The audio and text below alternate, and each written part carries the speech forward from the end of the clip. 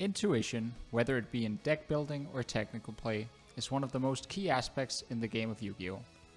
Today we are going to talk about it in regards to deck building. A lot of people, even YCS champions, often pick the cards in their deck based on some innate feeling, and often upon reflection disagree with some of their own card choices. Part of this is due to the unpredictability of tournaments. This is the case with choosing what counter cards to play for the meta. But sometimes it is in regard with other two types of cards we play, engine cards and consistency cards. And these cards should be able to be chosen in a vacuum. Being able to feel intuitively which cards are good to play is a very valuable tool. It can serve both as a great starting point for a deck, but also it can save players a lot of time. However, being able to quantify the factors that go into the decision making when it comes to deck building can be done not only generally, but can also check our bias when it comes to deck building. I'm sure we have all heard that one guy that insists Magic Cylinder is a great card because it won him a game once, but this is a biased opinion.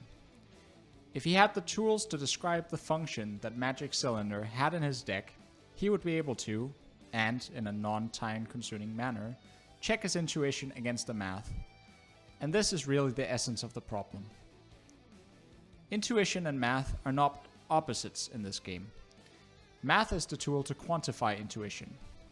Now, what do I mean by that? I mean that intuition should tell you why things are good to play, but math should show you what to play. Math can quantify cards and give you an objective reality to hold your deck building accountable to. There are many interesting ways to do this with math. One of my favorite Yu-Gi-Oh! Videos on all of YouTube is the video explaining the Dragon FTK code made by Team Disciples. In this video, they describe how they wrote a Python script to find the consistency of their FTK.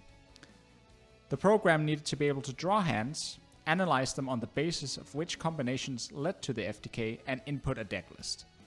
That is, the code defined some success parameter, in this case the FTK, and then defined all combinations of cards that would make it happen.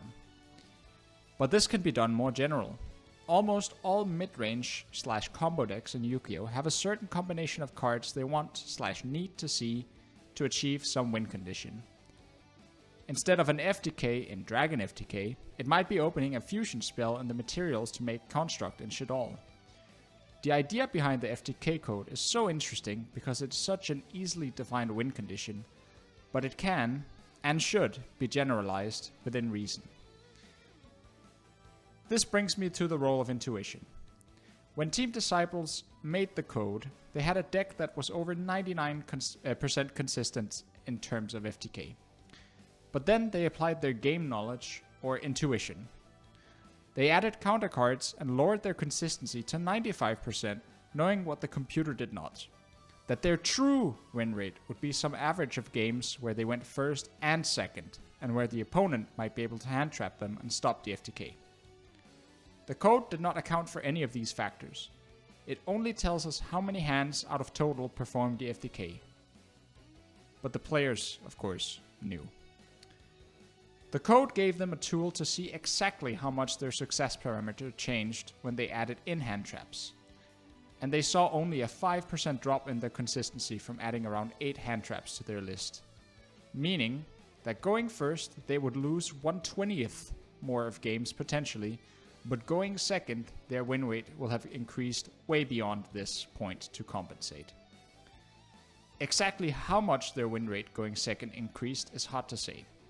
It depends on a lot of factors and doesn't have an analytical solution in the same way that finding the FTK percentage did.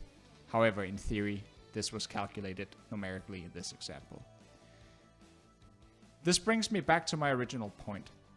There's a threshold for how much math can tell you, because it will never have all the input combined with the ability to interpret that we as humans have. This dichotomy between man and computer is a perfect analogy for that of math and intuition.